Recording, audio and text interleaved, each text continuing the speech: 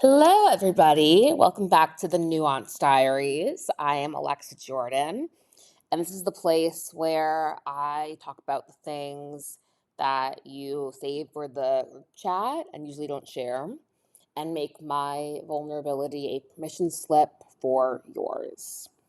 And this week, we are talking about my book, which, as evidence from the title, I do not talk about enough. And this entire piece, I want to say, was inspired by a photograph that was taken by the amazing Liz Chang. I recommend her work so much. The link is, I'll put it in the notes here, also on Substack. Her work is amazing, so please check her out. So, less than 0.1% of the global population will ever write a book. Not publish, write. Someone told me that stat recently at an event talking about my book, the same event actually where I met Liz and took this photo. Around 0.0086% are published authors. Over 50% of US writers are women, which is major progress. But when we filter by Black women, we make up 4 to 7% of published authors in America. Regardless of the exact data and stats, which are changing all the time and differ based on where you collect them, I am in a very rare company as a published author and a self-published author at that. You know what's wild though? As I went to type self-published, what I first wrote was selfish. And I can't blame that on autocorrect, unfortunately. That was 100% my subconscious at work. Selfish. It's a word that's been viewed as dirty and very much weaponized as an insult.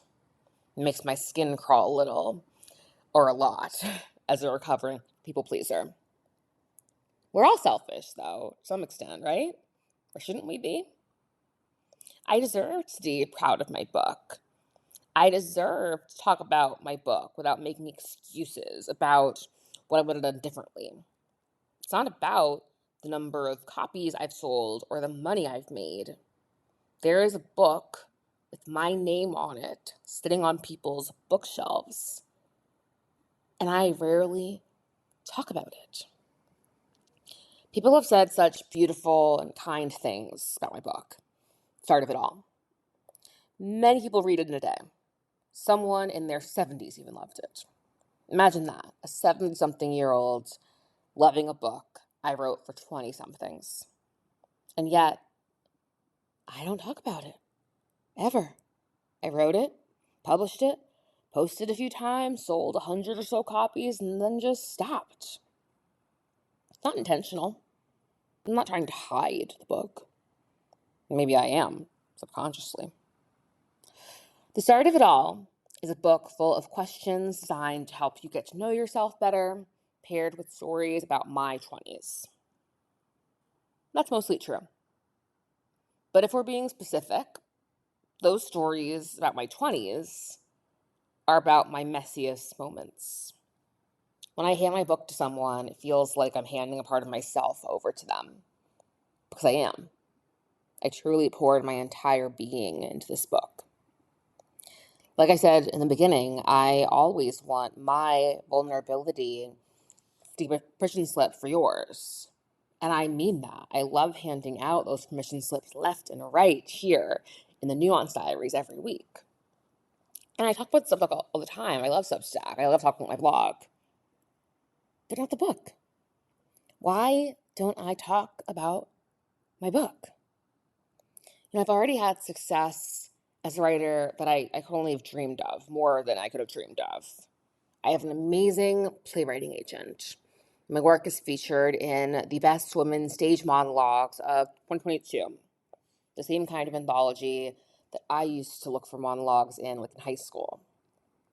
My plays have been performed across the country, most recently at Notre Dame this spring. The college senior directing it emailed me that they were rehearsing on the beach in Mexico on spring break. I've not been to Mexico or Notre Dame. My words have.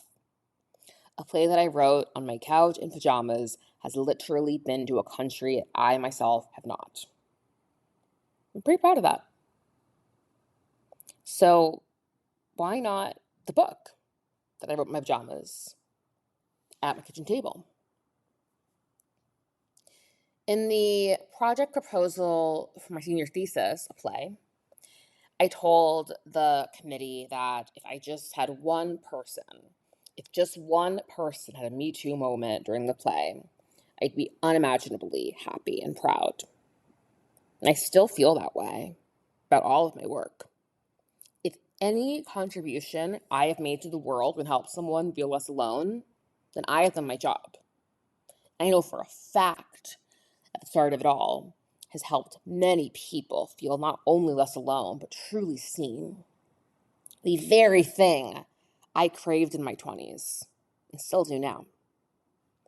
In my 20s, I needed to know that I hadn't royally screwed up my life entirely. And I still need reminders of that daily. In my 20s, I needed to know that I still had time. I still feel like I'm running out of time, a la Hamilton. In my 20s, I needed to know that it was okay to have a lot of questions and no answers. These days, I'm smart enough to know that no one has the answers. In my 20s, I needed to know that crushing my 20s wasn't a prerequisite for a good life. I now know that anyone who says they crush their 20s is lying to either you or themselves. Crushing your 20s is a myth. Perhaps what I needed most of all in my 20s was for someone to tell me that no one knows more about me than I do. Because it's true. No one knows more about me than me. Just like no one knows more about you than you. No one knows more about you than you. Having that kind of personal autonomy would have drastically changed my life at any point in my 20s. I have no idea how different my life might have been if I had started listening to my intuition over everyone else's advice sooner. No regrets, though. I sincerely mean that. Some of the biggest, messiest moments from my 20s that I swore in the moment I would never tell anyone, they're in the book. My messiest moments are now my best stories. I fully own my entire story, not only because I have compassion for myself, but because I want to extend as much compassion as I can to as many people as I can. I'm realizing that I can't really extend that compassion without talking about my book. And also, that owning my story means celebrating my story. If in their lowest moments someone thinks to themselves, Alexa would never be as hard on me as I'm being on myself right now, then I got one thing right. I want the start of it all to be a companion to you in those moments. Just like Glennon Doyle was a companion to me on the night I lost my mind and found myself, which is an essay adapted from the book, honestly, that I have here on Substack, linked here. And to be clear, Glennon Doyle's book was a companion to me, not actual living, breathing Glennon Doyle, even though I maintain that we would make such good friends, and I feel that one day it might happen. Glennon Doyle is truly my proof that you can embrace your mess, feel it all, pivot more than a few times, and still wind up with a beautiful, beautiful life. My life is proof of that too. I actually think imperfect, messy women lead the best lives. Imperfect, messy women who aren't entirely sure why they're uncomfortable talking about their books, but are doing it anyway.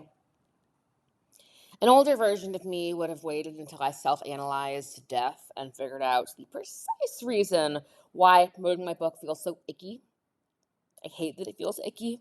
I don't want it to feel icky. I think the word icky is kind of icky. Stop saying it. But instead of trying to figure out why that is, I'm going to just start running in the opposite direction of my discomfort, feel the fear, and talk about the book anyway. At the same event that I mentioned in the beginning, an incredible woman said something to me I will never forget. It was the anniversary of Sana Sana Social, incredible community, found my friend Lisa here in New York. I've linked that to you, check it out. And so I was talking to this incredible woman I mentioned named Chantha Thatch, and she was telling me about her new affirmation cards that were on sale at the event. And Chantha said, they're magic. She kept talking about the deck with the group we were chatting with, and I interrupted a few months later. I said, do you just call your own cards magic? She confirmed. She did. I told her how much I loved, like in my soul, loved hearing a woman confidently describe her own work that way, her own creation. They're magic. I told her that I wished I could be that confident about my book. And I'm working on it. I will get there. For now, I will repeat that statistic to myself. For a Pisces, I really like data. Less than 0.1% of the global population will ever write a book. Not publish, write. I am part of that 0.1%. I am a published author. I wrote a goddamn book, and it is high time I celebrate that. You can grab your copy or copies of The Start of It All at alexajuanitajordan.com. That link will be in the notes too. And it is actually 22% off until Sunday. The book cost $22.22 normally, $22.22. So little fun flash sale. And I'm also linking my little address. See what I'm doing there? Saying little this, little that, like put downs. I'm linking the adapted introduction from Start of It All, which I always adapt into like a commencement address of sorts in the spring. So it's to the class of 2026, and it'll be linked there too. And once again, a huge shout out to on the Social, my wonderful friend Lisa. I met someone named Liz there too, so I was thinking Liz and Lisa, happy anniversary, Lisa, on Social. Another shout out to Liz Jang, another Liz, two Liz's, for these incredible photographs of me with my book, celebrating the book. And thank you to all of you for being here and witnessing me in my mess and imperfect glory. And I hope deep down in my heart that my vulnerability has been a permission slip for yours. And I hope that you can be proud of yourselves and own that a little bit. If you want to jump in the comments and share something that you're proud of and we'll celebrate, let's do that. Okay, love you guys so much. Talk to you soon. Bye.